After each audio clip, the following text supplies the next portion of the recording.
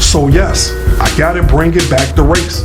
Because not only is the WWE trying to make R-Truth look unprofessional, but even Michael Hayes brought up the situation about Naomi and Sasha Banks walking out of the company. We never knew the reason why those ladies walked out of WWE. You're talking about two black women that walked out of a company like WWE. This is their career.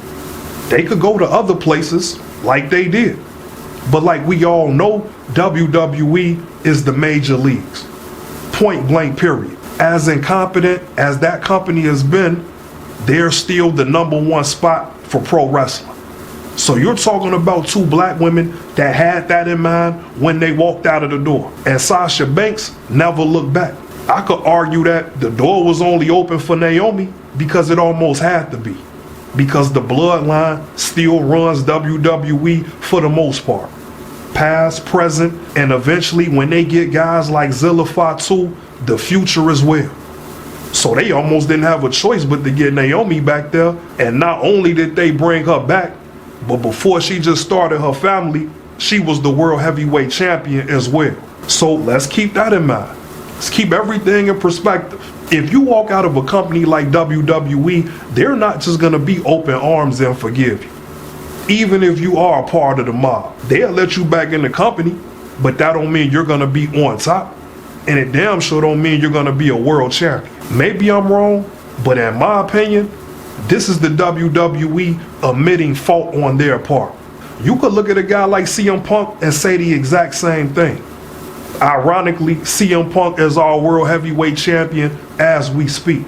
They wouldn't just give you that title after you walked out of the company. Because in that company's eyes, you set a bad precedence and you set a bad example for all of the other wrestlers in WWE.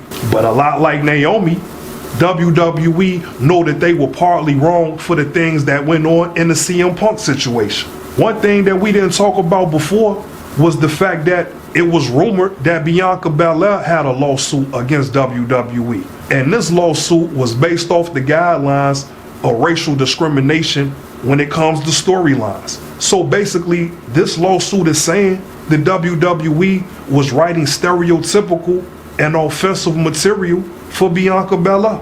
If you need any type of proof, let's direct our attention to the big braid that Bianca Belair has sewn in her head for her character. If that's not stereotypical and halfway offensive, I don't know what is. And notice how I say that it's sewn in her hair, meaning that Bianca Belair doesn't naturally have this extra big long braid. Part of Bianca Belair's character is literally that big braid.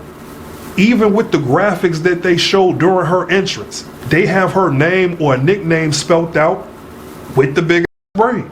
This is a part of Bianca Belair's branding in the WWE. Now, don't get me wrong. We've seen a large volume of black wrestlers start to be on the main scene as of late. Guys like Trick Williams, guys like Obafemi, Javon Evans. So that's what's up. At least black talent is starting to be included in a real way. I just don't know if I need to be alarmed at the fact that most of the black guys that are coming up now either look like Kofi Kingston or Swerve Strickland. And please don't let me forget that Obafemi is almost like some straight out of Wakanda.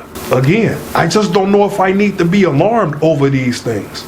They got Obafemi doing some type of tribal strut to the ring like he's some type of African warrior, which is exactly what they had Apollo Crews doing just a few years ago. And guess who was one of the guys that played bodyguard for Apollo Crews at that time? Tricky Williams. Even though he never said or did anything, he was pretty much just an extra, but even Trick Williams was formerly a part of this whole African warrior storyline. So I'm trying to take the wins where I could take them.